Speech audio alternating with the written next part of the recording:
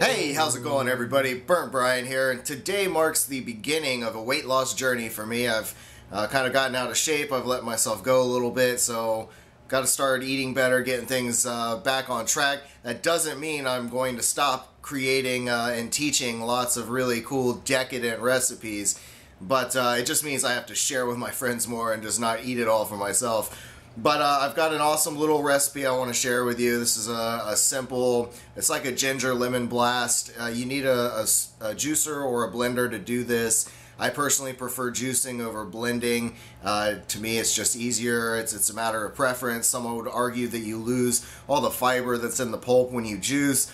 But at the same time, I'm not just going to be juicing. I'll be eating raw vegetables and fruits along the way. I may go on a 9-day juice fast, but I've got to get my body re-synced first and re-alkalized and all that.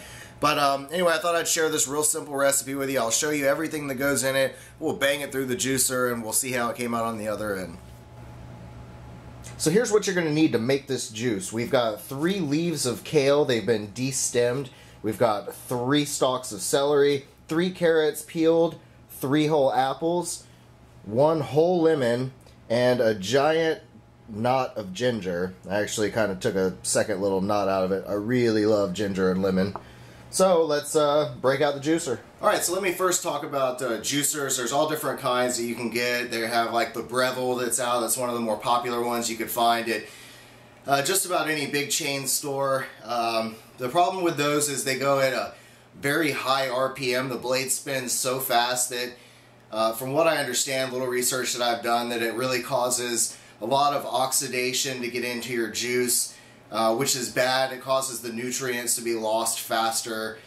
What I have here, this is the Omega Vert juicer. This one it's more on the high end for juicers, but it's well worth it. It's a very low RPM masticating juicer, so basically it's a giant auger bit that's in here and it just squeezes everything out. And now when you're loading stuff into these kinds of juicers, you want to alternate. You don't want to just do all leaves and all, like one specific item at a time. You kind of mix it up and you feed in the greens along with something like carrot. Something that's thick and heavy will help push it through the auger bit and will help really get more juice out of it. So we're just going to fast forward through this whole process, but keep an eye over here on this side. This is where the juice will come out, and this is where the pulp comes out.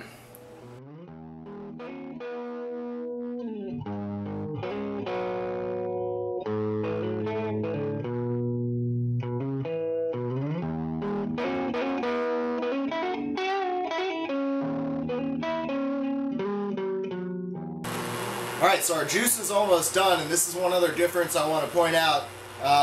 If you use a Breville, they're so very loud, you're likely to wake up your neighbors. If you have roommates that are sleeping or family members that are sleeping, you try to get up early and do this, they'll definitely be woken up. That's the great thing about the Omega Vert and its slow RPM turn, is it's not very loud, it's kind of quiet. The Brevilles sound like a jet airplane starting up. I mean, it's very, very loud. This is about the most you get. It's almost done now. So we're going to turn it off. Let me just show you what we've got. See if we can, let me adjust the light here.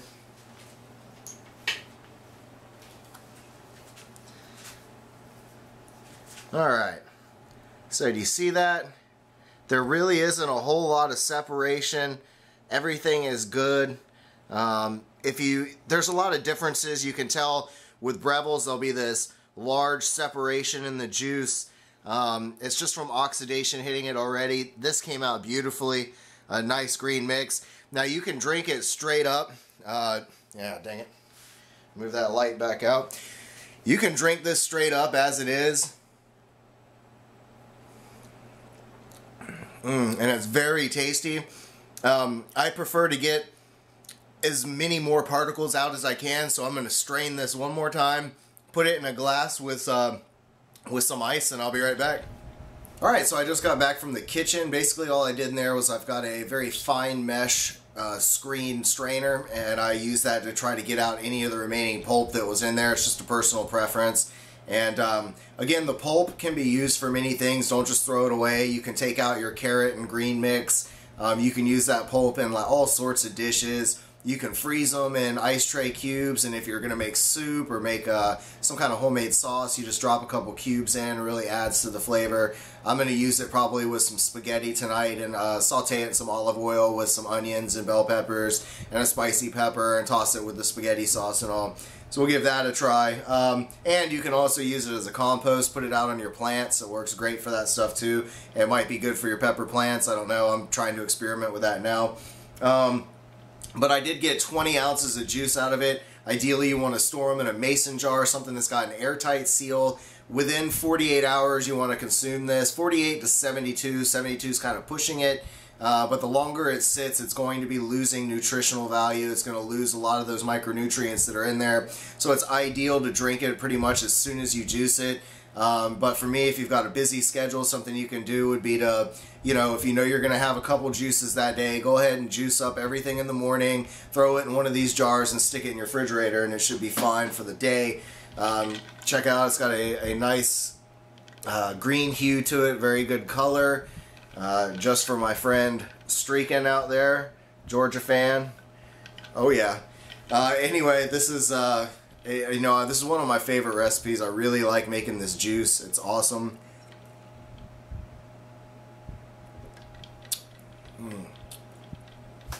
And see, if you don't like the flavor of some of these things, like the greens, or if you get an earthy vegetable like beets, beets are just so very earthy and they dominate the flavor, and it's kind of hard to get adjusted to that taste.